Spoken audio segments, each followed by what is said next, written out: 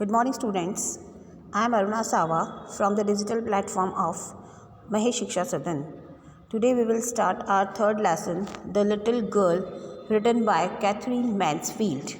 In this lesson, the writer says about a girl who was very afraid from her father, and जैसे जैसे वो फिर बड़ी होने लगती है and she will understand why father behave like that.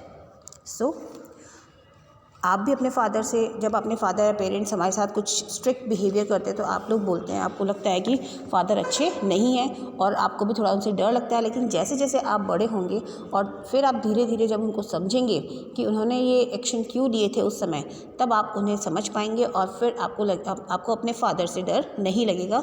Same thing इस लड़की के साथ होती है। The girl name was Kezia. Yes, today we will start our first topic. To the first paragraph. To the little girl, he was a figure to be feared and avoided. Every morning before going to work, he came into her room and gave her a casual kiss, to which she responded with "Goodbye, father," and oh, there was a great sense of relief when she heard the noise of the carriage growing fainter and fainter down the long road. Yes, we will discuss some hard words. Avoid करना, neglect करना, या उससे क्या होना, नकारना जिसको आप बोल सकते हो. फियर्ड करना, डर लगना, ठीक है. देन रिस्पॉन्डेड करना, आंसर करना, जवाब देना. एंड ग्लैड मीन्स हैप्पी या खुश होना. देन कैरियज मीन्स जो उनकी गाड़ी थी उस गाड़ी की आवाज़ जो होती है ग्रोइंग फेंटर एंड फेंटर मतलब धीरे धीरे वो आवाज़ कम होने लगती है. Down the long road means जब वो गाड़ी आगे काफ़ी दूर तक चली जाती तो आवाज़ कम होने लग जाती है. Yes, I will explain the.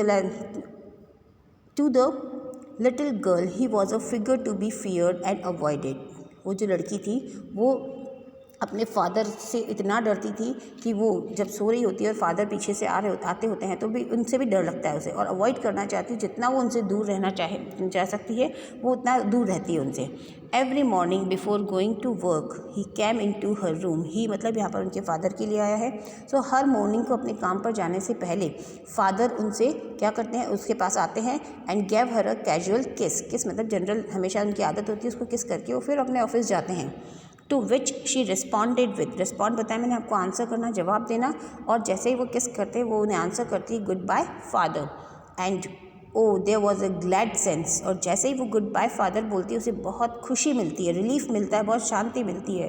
When she heard the noise of the carriage growing फेंटर and फेंटर, जब वो आवाज़ सुनती है अपने फादर की गाड़ी की आवाज़, जो जब थोड़ी दूर चली जाती है तो गाड़ी की आवाज़ क्या होने लगती है, कम होने लगती है. अगर आपके घर के बाहर कोई गाड़ी स्टार्ट हुई तो उसकी आवाज़ तेज़ होगी. जैसे वो आगे जाएगी, कॉर्नर तक जाएगी गली के, वहाँ तक आपको आवाज़ क्या होने लगती है, कम होने लगेगी.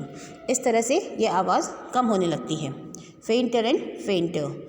In the evening when he came home, she stood near the staircase and heard his loud voice in the hall. Bring my tea into the drawing room. Hasn't the paper come yet? Mother, go and see if my paper's out there and bring me my slippers. और शाम को अपने father के बारे में सारी बताती है, मॉर्निंग में वो कैसे करते हैं, और फादर शाम को जब आते हैं फिर फादर का क्या बिहेवियर रहता है. In the evening when he came home she stood near the staircase होता है आपका, जो सीढ़ियाँ होती है उसको हम स्टेयरकेस कहते हैं. सो जब शाम होती है और शाम को उसके फादर घर लौट कर आते हैं, वो कहाँ खड़ी होती है, वो स्टेयरकेस या सीढ़ियों पर खड़ी होती है. And heard his loud voice in the hall, और हॉल में अपने फादर की लाउड वॉइस या तेज आवाज़ को सुनती है. ब्रिंग माई, जैसे ही फादर आते हैं आवाज़ लगाते हैं, मेरे ड्राइंग रूम में मेरे को क्या चाय ला कर दे दो. हैज़न्ट द पेपर कम येट, क्या अभी तक पेपर नहीं आया है, पेपर ला कर दो. मदर, जाओ देख कर आओ पेपर कहाँ रखा हुआ है. इस तरह से वो आते से शोर करने लग जाते हैं. And bring me my slippers, इस तरह से आते ही वो उनका स्टार्ट हो जाता है बोलना. Second paragraph. केजिया, ये लड़की का नाम है जो लिटिल गर्ल है. Kezia mother would call to her. If you are a good girl you can come down and take off father's boots. Mother जो केजिया जो मदर को आवाज़ केजिया को आवाज़ लगाती मदर उसे बोलती है अगर तुम अच्छी लड़की हो तो नीचे आओ और फादर के जो शूज़ बूट्स हैं उन्होंने जो पहन रखे हैं उनको टेक ऑफ उनको अलग अलग कर दो और व्यवस्थित रख दो। टेक ऑफ करना एक फ्रेज़ है, उतारना, ठीक है। Slowly the girl would slip down the stairs more slowly still across the hall and push open the drawing room door. Slowly the girl would slip down. धीरे धीरे लड़की नीचे आती है and the stairs में धीरे धीरे सीढ़ियों से वो नीचे उतरती है stairs से and more slowly still across the hall धीरे धीरे क्रॉस करती है हॉल को and push open the drawing room door. अब जो फादर ड्राइंग रूम में बैठे होते हैं वो ड्राइंग रूम का डोर ओपन करती है। By that time he had his spectacles on her and looked at her over them in a way that was terrifying to the little girl.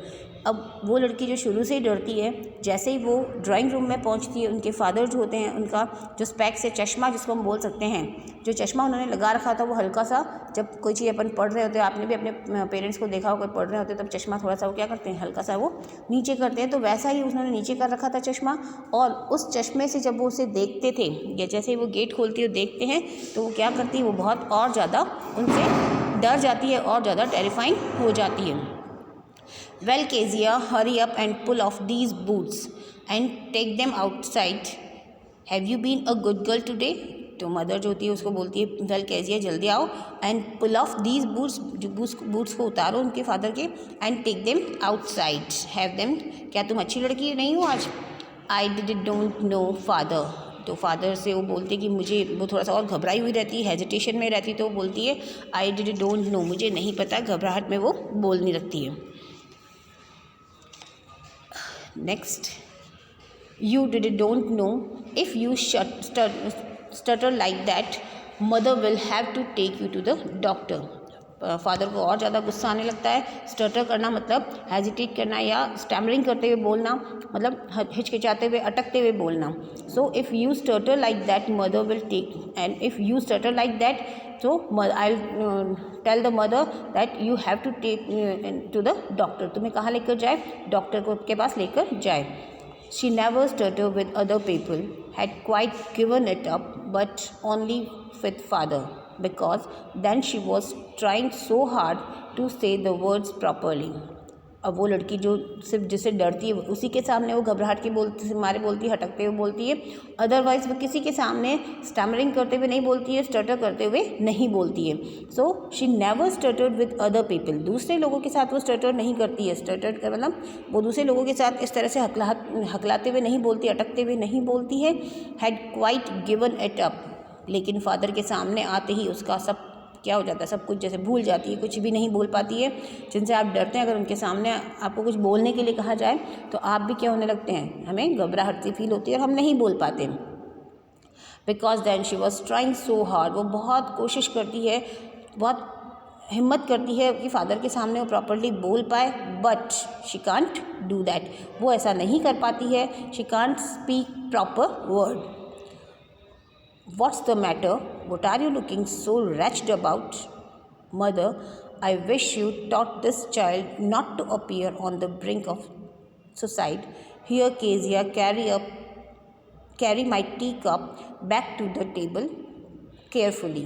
Wretched मतलब unhappy feel करना, and on the brink of the suicide means about to commit suicide करना, ठीक है।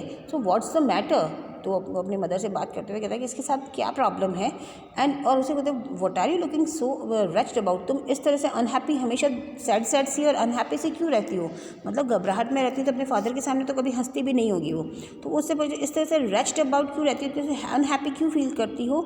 Mother, I wish you taught this child, में वो अपनी माँ से बोलता है, फादर जो है अपनी मदर से बोलते हैं कि मदर आप इसे कुछ सिखाओ, अच्छा सिखाओ इसे, अदरवाइज़ ऐसा लगता है कि अभी अभी सुसाइड करने वाली हो।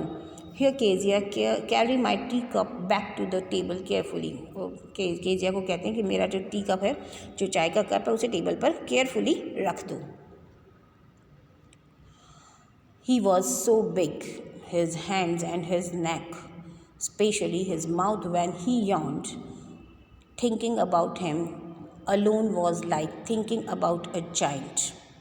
He was so big. अब लड़की छोटी सी है, उसके फादर बहुत टॉल होंगे और तो उसको उसके हाथ पैर भी बहुत लंबे लंबे लगते हैं, मतलब फादर के, जैसे इसको कोई जाइंट या दैत्य या दानव नहीं, दानव होता है, दानव जैसा, जैसे राक्षस नहीं होते, राक्षस जैसा उसे अपने फादर लगते हैं। क्यों?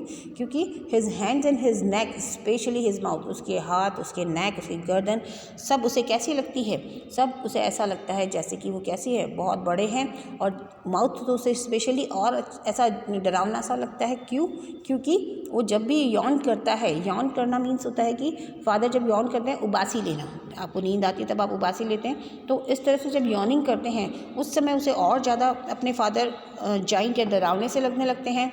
And thinking about him alone was like thinking about a giant. और उनके बारे में जब वो सोचती है अकेले के बारे में, तो उसे ऐसा फील होता है कि वो किसी जाइंट के बारे में, या किसी जाइंट मीन्स राक्षस या दैत्य के बारे में सोच रही है। Next paragraph, 4th point.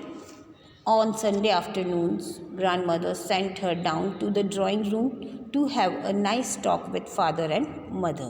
But the little girl always found mother reading and father stretched out on the sofa, his handkerchief on his face, his feet on one of the best cushion, sleeping soundly and snoring.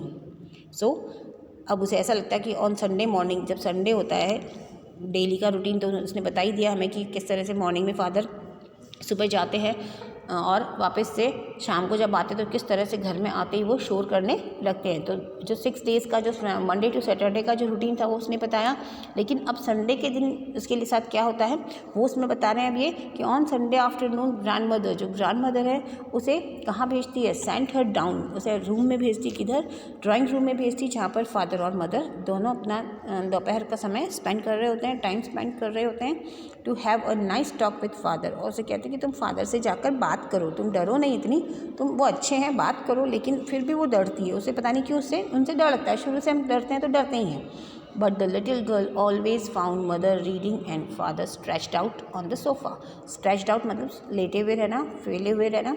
तो वो जैसे ही वो room में जाती है, बहुत हिम्मत करके वो लड़की कहाँ जाती है, रूम में, अपने फादर के रूम में जाती है। आप देख रहे हो जो पिक्चर में दिखाई गई है, उस पिक्चर में किस तरह का सीन दिया हुआ है कि स्टेयरकेस से वो नीचे आती है और वहीं खड़ी होती है। जब वो ड्राइंग रूम में पहुंची है तो क्या देखती है कि मदर जो है वो क्या कर रही है, मदर तो रीडिंग कर रही है और फादर सोफ़े पर क्या हो रखे हैं, लेटे हुए हैं। His handkerchief on his face, handkerchief मतलब होता है हैंकी या रुमाल, तो फादर के फेस पर क्या लगा हुआ है, रुमाल लगा हुआ है। His feet on one of the best cushion, उनके पैर कहाँ रखे हुए हैं, एक कुशन के ऊपर, जो बेस्ट कुशन है, बहुत अच्छा कुशन है।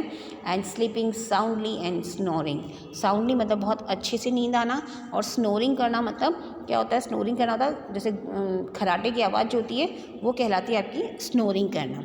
तो इस तरह से वो स्नोरिंग कर रहा होता, तो वो वैसे ही वो जाकर वहाँ दोनों अपने अपने काम में बिजी हैं और इस तरह से वो क्या करती है, उनकी जाकर वहाँ पर बैठ जाती है। She said on a stool, वो तो देख जाके जब वो अपने दोनों काम में, वो सो रहे हैं फादर और मदर अपने काम में रीडिंग में बिजी हैं, तो वो चुपचाप से जाकर कहाँ बैठ जाती है। She said on a stool, Gravely raised him until he walked and stretched and asked the time, then looked at her. Don't stare so, Kezia. You look like a little brown owl.